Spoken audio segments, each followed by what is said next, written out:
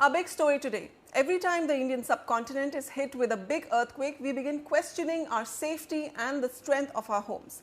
Delhi NCR, majority of North India, parts of MMR and Gujarat are all seismically prone to severe earthquakes. But we hardly question whether the residential towers being built in our cities can withstand the big one. We are not just sitting on active fault lines, our earthquake protection laws also seem to be at fault. Here's my report. About 15 months back, the National Disaster Management Authority had claimed that India's Himalayan belt had developed enough strains to cause an earthquake of 8 or a higher magnitude that will end at least 8 to 9 lakh lives. The question, therefore, is not when an earthquake will strike, but if an earthquake strikes, will our homes still be standing? Months after the property show brought you this story last winter, it seems the prediction came true too soon. The devastation in Nepal following the massive earthquake of April 25th has rung the alarm bells in India. The death toll now over 3,000 and counting, and the thousands rendered injured and homeless is a wake-up call for India and its state of disaster preparedness. India's densely populated cities are booming with new housing stock. Some cities sit right on seismic fault lines, but the homes we are building today are grossly inadequate when it comes to earthquake resistance. The fault line, it seems, lies in India's building code. The Bureau of Indian Standards has not updated the National Building Code for the last 10 years. There exists no mechanism in the building codes for safety certification of buildings from natural disasters. And the most alarming gap is the absence of a specialized seismic code for tall multi-story buildings. That means 50-storied buildings are treated the same as 10-storied structures in the code. Earthquake engineering expert Sandeep Shah says, apart from the weak building code, inaction by the National Disaster Management Authority also leaves us vulnerable. What is very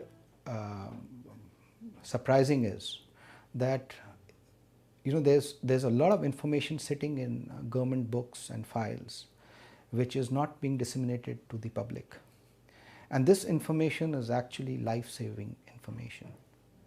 For example, earthquake resistant buildings are also graded in 4 categories, and let's for present discussion just call it A, B, C and D.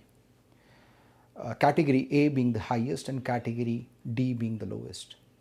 Government of India has given specific definitions to each one of these, and they have also released a document in 2010. This information is not being passed down to the people living in such buildings.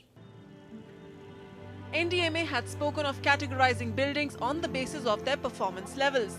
The highest level is called fully operational. Such buildings do not encounter any damage and can continue functioning even during an earthquake. The second performance level is immediate occupancy. Such buildings develop minor cracks but can remain operational after the earthquake. The third performance level is life safety. A building of this performance will be significantly damaged but does not reach the state of collapse and can be made functional after retrofitting. And the last performance level decided by NDMA is collapse prevention.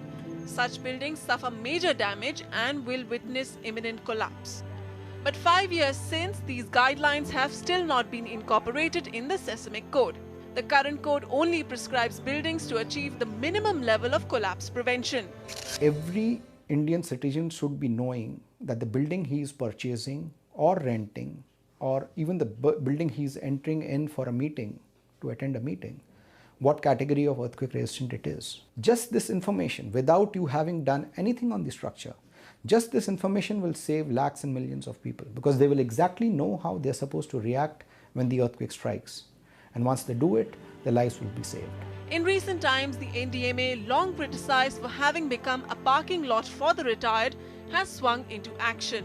The centre has appointed domain experts to bring in fresh energy into the NDMA to rewrite the building code. The Supreme Court has ordered that all real estate projects display their earthquake resistance category, and that the NDMA carry out a public campaign to educate the public about the 4 categories. But experts warn that such efforts will collapse if the enforcement is weak.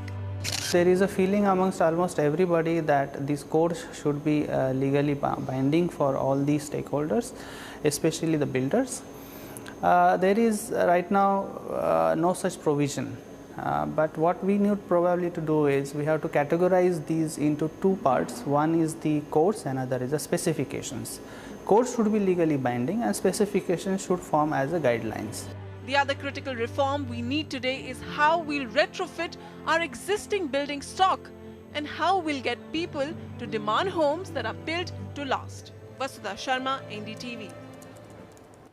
Shocking that there is no code for high-rises in a country which is today thriving with multi-story projects across India, that puts home seekers in such a vulnerable position because all that they are told is that their project conforms to the building code, but little do they know that the building code only talks about towers up to a height of 10 stories. So that's a really shocking point there when it comes to our national building code and how strong it is when it comes to building earthquake resistant structures.